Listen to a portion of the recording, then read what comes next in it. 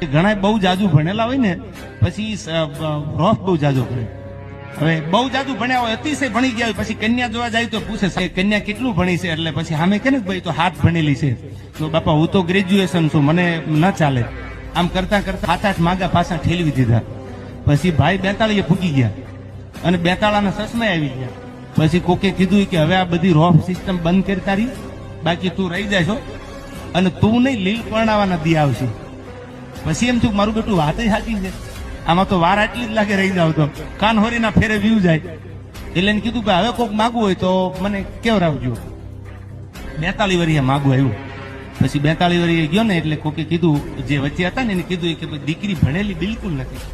પેલા તો 7 પાસમાં વાંધો પડતો એને કીધું કે બિલકુલ નથી ભણેલી. તો કે હા હવે સાંભળજો શું બોલ્યો એ કે હાલશે હાલશે અક્ષર જ્ઞાન આપણે આપી દઈશું કે એટલે આવું અક્ષર જ્ઞાન ન દેવું પડે એમ. જ્યાં